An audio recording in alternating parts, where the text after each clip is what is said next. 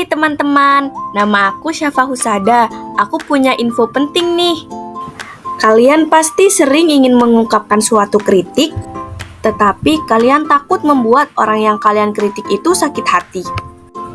Nah, kali ini aku mau ngasih tahu nih cara agar kritikan kalian tidak membuat orang lain sakit hati. Simak baik-baik ya. Seperti yang kita ketahui bahwa kritikan itu biasanya bernada negatif ya. Atau ketika kita menerima kritikan itu menimbulkan rasa tidak enak pada diri kita atau rasa sakit hati. Karena ketika kita mengungkapkan kritikan itu sama saja kita mengungkapkan kekurangan dari seseorang. Kita tahu bahwa semua orang pasti memiliki kekurangan. Misalnya, aku tidak pandai dan aku tahu kalau aku tidak pandai. Tetapi ketika orang lain bilang, "Kamu kok bodoh ya?" Nah, ketika disampaikan oleh orang lain, hal itu menjadi sangat menjengkelkan, bukan? Mari kita sama-sama belajar bagaimana cara mengungkapkan kritikan dengan bahasa yang baik dan cara yang menyenangkan.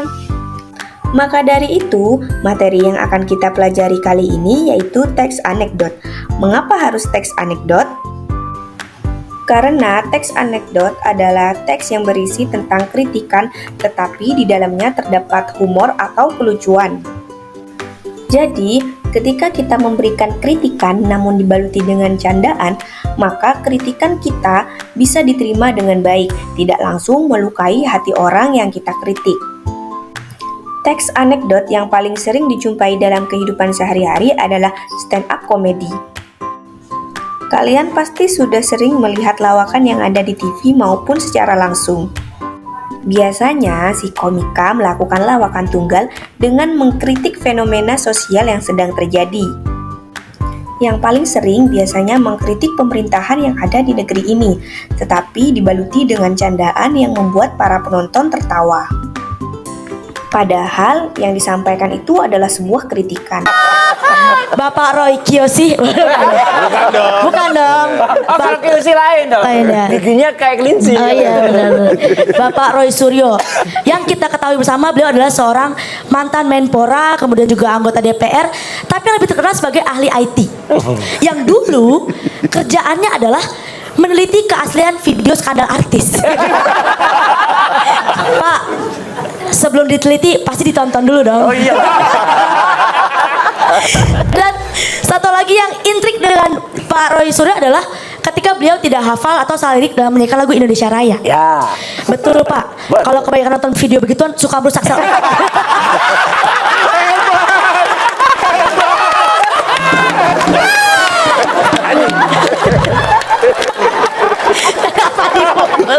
Itu adalah sebuah contoh dari komika Indonesia Mbak Kiki Syaputri. Beliau menggunakan teks anekdot untuk mengkritik DPR Indonesia agar tidak menyakitkan pihak lain, malah membuat semua orang tertawa. Teks anekdot memiliki 3 struktur yang disingkat menjadi OK. Yang pertama ada orientasi. Orientasi pada teks anekdot adalah pengenalan kondisi atau objek yang menjadi karakter utama dalam teks anekdot. Struktur yang kedua yaitu komplikasi. Komplikasi dalam teks anekdot juga disebut dengan krisis dan reaksi. Pada bagian ini, masalah yang dihadapi oleh tokoh dimunculkan. Masalah yang dihadapi tokoh disampaikan dengan kekonyolan yang menggelitik. Hal tersebut merupakan puncak cerita yang mengundang tawa dan sekaligus kritikan terhadap topik yang diangkat. Tawa dari penonton disebut dengan reaksi. Selain tawa reaksi, juga bisa berupa komentar. Struktur yang terakhir adalah evaluasi.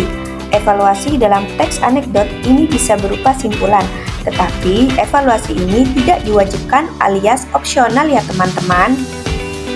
Selanjutnya, kita akan membahas kaidah kebahasaan dalam teks anekdot. Kaidah kebahasaan teks anekdot yang pertama adalah pertanyaan retoris. Pertanyaan retoris adalah pertanyaan yang tidak memerlukan jawaban, atau pertanyaan yang penanyanya sudah tahu apa jawabannya. Tujuan dari pertanyaan retoris ini adalah untuk memberikan penekanan terhadap apa yang ingin disampaikan oleh si penanya. Contohnya, siapa yang tidak mau hidup tenang? Nah, kalimat ini Kalimat tanya, tetapi pertanyaan tersebut seperti tidak perlu dijawab karena tentunya semua orang pasti ingin hidup tenang. Kaidah kebahasaan yang kedua adalah majas sindiran. Kenapa harus majas sindiran? Karena terkadang dalam mengkritik kita juga sambil menyindir. Tetapi yang menyindir itu juga ada levelnya ya. Majas sindiran ada 3. Yang pertama ada majas ironi. Majas ironi ini adalah menyindir yang paling halus karena majas ini berisi sindiran tetapi menggunakan lawan katanya.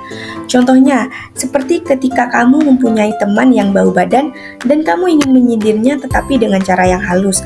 Kamu bisa menggunakan majas sindiran ironi ini seperti contoh, kamu wangi sekali, sudah berapa hari tidak mandi. Majas sindiran yang selanjutnya adalah majas sinisme. Majas sindiran ini berisi sindiran yang tidak kasar namun juga tidak halus atau level sedang yang sesuai dengan kenyataan yang terjadi. Contohnya, ketika kita ingin mengkritik hukum di Indonesia. Untuk apa hukum ada jika tidak ditegakkan? Itu merupakan majas sinisme karena benar-benar mengungkapkan tentang keadaan yang sebenarnya, tapi dengan bahasa yang lumayan halus. Yang terakhir ada majas sarkasme. Majas ini adalah majas sindiran level tertinggi karena majas ini menggunakan kata sindiran yang sangat kasar atau tidak pantas untuk didengar. Contoh majas sarkasme adalah, sudah tahu miskin, sok-sokan mau liburan ke luar negeri. Nah, dengan kita mengetahui majas sarkasme, kita bisa lebih menyaring apa yang ingin kita sampaikan, jangan sampai melukai hati orang lain. Akidah kebahasaan yang selanjutnya adalah kata kerja material. Dalam teks anekdot banyak ditemukan kata kerja material. Kata kerja material ini adalah kata kerja yang menunjukkan pekerjaan atau kegiatan seseorang yang bisa dilihat langsung oleh mata, seperti mencuci, menyapu, dan lainnya. Berbeda dengan kata kerja mental adalah kata kerja yang menunjukkan pekerjaan atau kegiatan seseorang tetapi tidak bisa dilihat langsung oleh mata. Contohnya, mencintai, merindukan. Itu adalah kata kerja yang tidak bisa dilihat kegiatannya, hanya bisa dirasakan. Nah, itu dia materi tentang teks anekdot. Karena kalian sudah menyimak mulai dari pengertian, struktur, dan kaidah kebahasaan teks anekdot, kalian semua diharapkan bisa mengkritik dengan sopan dan menyenangkan. Tugas kalian sekarang adalah cobalah kalian kritik teman sebangku kalian menggunakan teks anekdot yang sesuai dengan struktur dan kaidah kebahasaannya ya. Lalu bacakan di depan kelas berpasang-pasangan dengan teman sebangkumu yang kalian kritik. Selamat mengerjakan. Ketemu lagi di kesempatan selanjutnya ya. Bye-bye.